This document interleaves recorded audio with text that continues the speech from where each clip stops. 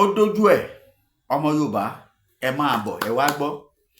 Ṣé bẹ́ẹ̀ gbàgbé bẹ́ẹ̀ bá gbàgbé ẹ jẹ́ rán yín létí nípa kábíyèsí ọba Abdulrasheed Aláwálé Olúwo. Ẹ wá wo bí wọ́n ṣe fọ̀nà ẹ̀ta hàn bàbá yìí tí wọ́n fi ọ̀nà ẹ̀ta hàn kábíyèsí torí pé àti wíwíwíwíwí ẹlẹ́ẹ̀gbọ́ asọ̀sọ̀ọ̀sọ̀ ẹlẹ́ẹ̀gbà agbélùsílẹ̀ àtúnfẹnuwí àpótí alákàrà ṣàbíàwú. Ẹ wò ó ẹ máa bọ̀ wá wò ó bó ṣe ṣẹlẹ̀ gangan. Àṣé kéékèèké lẹ ti ń gbọ́ nínú àṣírí kábíyèsí yìí. Ọba Abdulrasheed tẹlú kejì àbí tẹlú kẹta àbí kẹwàá ọba tolúwo ọba àwọn Fúlàní bí wọ́n ṣe fi ọ̀nà ẹ̀ta hàn wípé tó báyìí ni ó ṣe jẹ́ báwo ló ṣe jẹ́ gbogbo ẹ̀ lẹ́ máa rí wò lórí fídíò yìí. Àmọ́ bẹ́ẹ̀ ṣe ń wò ẹ dákun bẹ́ẹ̀ ṣe ń darapọ̀ yẹn ẹ máa rí i pé ẹ bá mi pín torí pé ara àwọn kábíyèsí tó jẹ́ Fúlàní ni wọ́n tí wọ́n gbé aṣọ Yorùbá tí wọ́n gbé adé Yorùbá dé lórí rèé kélé yìí ó sì lè bá a máa jẹ́ ẹ̀kọ́ fún àwọn ọba àwọn afọbajẹ àwọn bàbá wa tó pera wọn láfọbajẹ tẹ́ ẹ rí ìyàn tó ń bọ̀ ẹ mọlé ẹ mẹbí ẹ tàbí pé bóyá ẹni ẹ ti jọ ṣọ̀rẹ́ rí àti bàbá ẹ gbogbo àwọn ọmọ oyè tó yè tọ́ sí tó yẹ kí Ifá ó mú ẹ̀fà wọ̀nyẹn lẹ̀ kò lówó ẹ fi síbẹ̀ pé ó lówó ò lówó torí pé ẹ rò pé tó bá dépò ọlá ọ̀tàn bí ọ̀tàn wọ́n ti fọ̀nà ẹ̀ta Olúwo. Wọ́n ní fi ọ̀rẹ́ ẹ hàn mí wọ́n sì sọrú ẹni tí wọ́n ṣe gangan fún ọ. Ẹ gbọ́ mi dáadáa.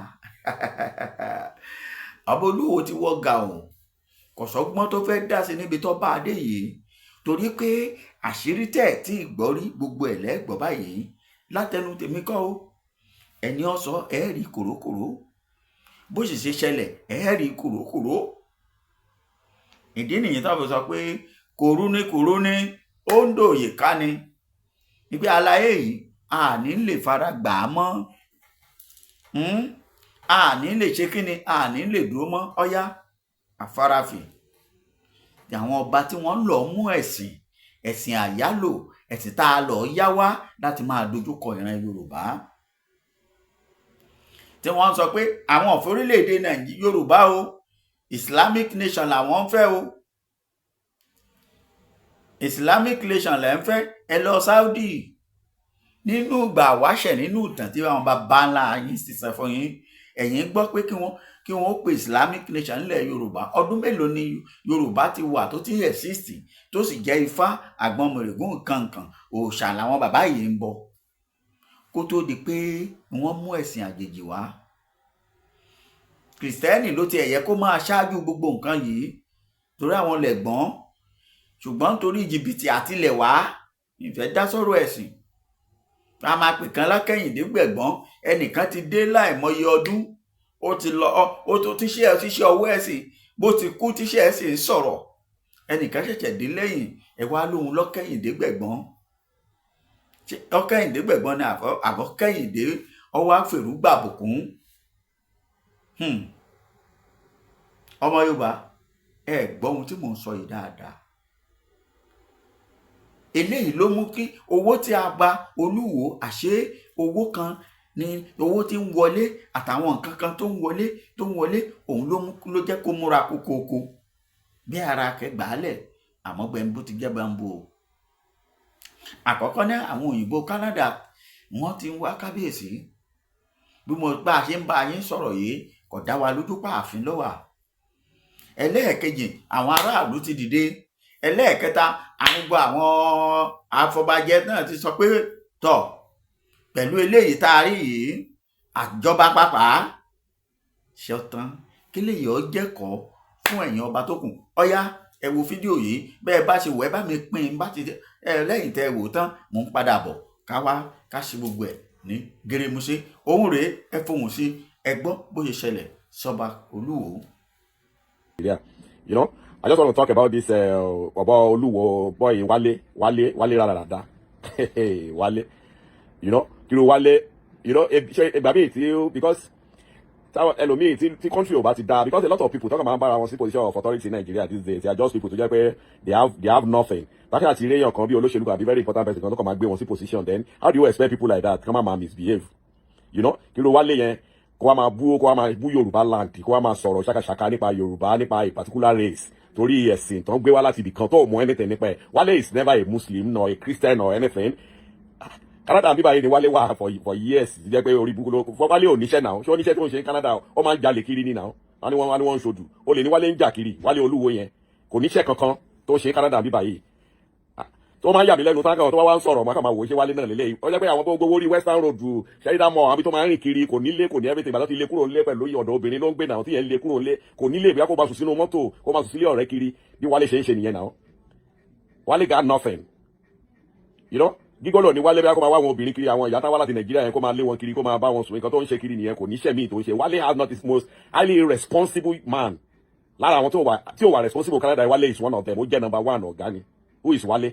Ó wá lọ sí Nàìjíríà, wọ́n ti fi wọ́n ti lọ romance one woman ló introduce ẹ̀ sí Abiola, Chief Abiola Ogundoyin àgbẹ̀gbẹ̀ orúkọ máa Ìwó yẹn. That was the man that tó mọ Wálé tó meet Wálé through woman yẹn tó fi di pé ọkọ ọmọ Òwò lòun, and he was like he lied to the man kó wá láti ilé ọba, mi rò kó wá láti ilé ọba kankan bí báyìí ti gbé lọ sí Ìwó nìyẹn, you know, torí wọ́n bí máa yẹn bí lè pé ó lè máa control ẹ̀ tó bá ti jọba tán, kò mọ̀ pé hooligans ní Wálé pé bàbá ńlá 419 is a thief, ó ju bọ́ọ̀ ní náà, kò sí nǹkan tó ń ṣe, ó máa lu jìbìtì kiri títì ló ń ṣe kiri, surely has identity in Canada ni, he had no identity here. Ó wá lọ compare rẹ̀, ó lọ ń fẹ́ máa stand shoulder to shoulder pẹ̀lú Ọọ̀ni of Ifẹ̀, even káàkọ́ yọ Ọọ̀ni kúrò ń bẹ̀ kó jẹ́ pé ẹni ìtàn lásán, kó jẹ́ pé èèyàn tó wà ní position yẹn lásán gan, Wálé ò lè stand there, Wálé ò lè nu bàtà ẹni ìtàn, ká yọ Ọọ̀ni kúrò ń bẹ̀, ká yọ position yẹn. Wálé kò lè ju office boy fún Ọọ̀ni of Ifẹ̀, office boy tó bá ní kan wọ ordinary personality kó má sí status, he will just be an office boy, errand boy ló máa jẹ́ sí Ọ̀jájá. Ó wá lọ ń compete, ó lọ ń sọ̀rọ̀ torí pé wọ́n ti fi ẹ́ lọ jọba, wọ́n gbé lọ sí Ìwó, ó lọ ń jọba, wọ́n lọ fi jọba wèrè kan bẹ́ẹ̀, ó wá ń lẹ́nu elébi ni náà. Máa yẹn sọ nínú interview ẹ̀ pé nígbà tí Wálé dé Nàìjíríà pé $100 ló bá dé Nàìjíríà, $100 bó ló ti fẹ́ rówó. Wálé jẹ́ pé ṣe ló commit crime kiri tó ń sá kiri, ṣé ó nílé ni? He's the most useless human being on earth, is Oluwo of Ìwó. Odibo, this is Gloria Popson, thank you for watching. Nígbà tó wà ní Canada bí báyìí, wọ́n lọ compete pẹ̀lú Ọọ̀ni of Ifẹ̀, Ọọ̀ni of Ifẹ̀ that have a lot of people on his payroll. You know what I mean? All the chiefs, God, to Ọba ló ti ó ra mọ́tò gbogbo chiefs tó wà ní Ifẹ̀. He has a lot of resorts all over Yoruba land. He had a university. He had a lot of things. He had a lot of places in Lagos to employ. That man must have employed nothing less than 5,000 to 10,000 people. Tó ṣiṣẹ́ London. Gbogbo àwọn tó wà ní palace, taking care of all of them. Jẹ́ kí Wálé bọ́ síta kó wá fi Islam wẹ̀ kó wá fi sọ nǹkan tó fi ṣe sí wo. Do you know how many things that Ojaja have done in Ilé Ifẹ̀ alone? Kí Wálé bọ́ síta kó fi nǹkan tí Islam wẹ̀ tó fi ṣe sí kinní, Wálé máa lọ sí north, torí wọ́n ti fún lówó ní north, wọ́n ní kó máa ba ìṣẹ̀dálẹ̀ Yorùbá jẹ́, torí pé owó tó ń fún àwọn Muslim, wọ́n wá ní wọ́n ṣe ìrònú sí pé ó ń ba Muslim. Ìgbà tó ti ń sọ̀tọ̀kùsọ kiri, ṣé ẹ sọ pé ó ń ba Muslim jẹ́, ìgbà ìwé máa bú Muslim, ṣé Wálé ràn yín ni? Wálé ò ràn yín náà, tó rówó gbà nídìí ọ̀rọ̀ Muslim ni now, because you just paying his bills. Bí Muslim dàrú lọ́la bó jẹ́ Christian ló tó ń fún lówó tó job sí Christian nìyẹn. Ìgbà tó dé Ìwó ṣé kò ṣe ìṣẹ̀ṣe ni, àbí kò ń jójó pàlóńgò orí burúkú kiri tó fi mú yín mọ́lẹ̀. Bàtà Muslim bẹ́ẹ̀ sì ń sanwó fún torí pé ó rẹ̀ pé ó wà nídìí Muslim, ó já sí di Muslim, bó tó dọ̀là bó tó wà ń ṣẹ̀ṣe, á tó já sí di ìṣẹ̀ṣe, kí ló kan Wálé no send anybody. You know, everybody will just have to rally around and make sure that Yoruba land here, we don't have any other place. And she Arab. We are not Arab. Majority of you that say Yoruba is from Arab, you know they say Arab come from citizenship with any of Arab country. How many of you? Well, from citizenship, nobody.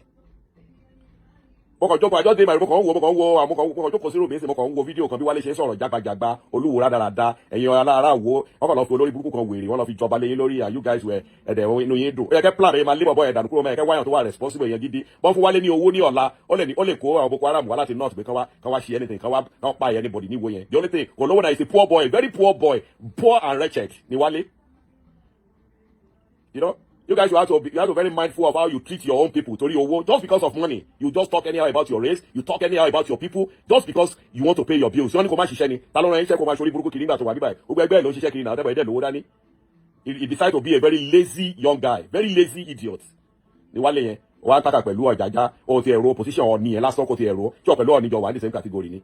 If not for politics, pé wọn kì í máa try láti regulate religion Nigeria. So yẹ kí Muslim wèrè kan kó máa bú odidi Muslim, ẹlẹ́yin Muslim religion. You are a religion. Ẹ máa bú odidi race. Ṣé religion ju race lọ ni? It's not Nigeria. It's not a Nigerian religion. It's not a Yoruba religion. Just go and bring it from somewhere. And for a very long time, ẹ̀ wá lọ́ọ̀dẹ̀ lórí àwọn èèyàn ní Yoruba land. Orí pa àwọn ẹ̀rẹ́ ti gbà. Wọ́n ṣe báyìí táṣì rẹ̀ ti tútù wọn rẹ̀ ti dojú. Things cannot continue to be like that for life. Anything fake. ó máa wà visible lọ́jọ́ pé fake lélẹ̀ wọ́n dẹ̀ máa dànù ó máa embrace originality. Everybody know that your tradition is your tradition. There's no way you bring a foreign thing to your place. It will not fit in. It will always be a problem. What are they using the Islam to preach in Nigeria?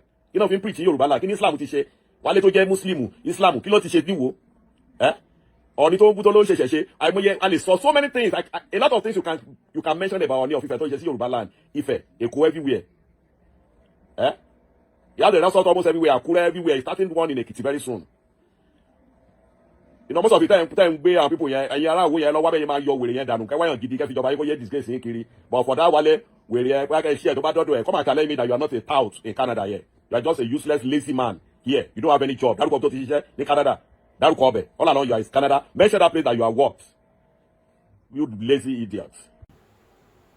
Ẹ ti gbọ́ ẹ ti rí ṣerú àwọn ilé ìtọ́lọ́ba ẹ̀yin náà kọ sí comment section. Gbogbo ẹ̀yin ọmọ wo níbi kóbi tẹ́ ẹ̀ bá wà nílé ní lóko lódò ní ṣérọ́ ni wọ́n pamọ́.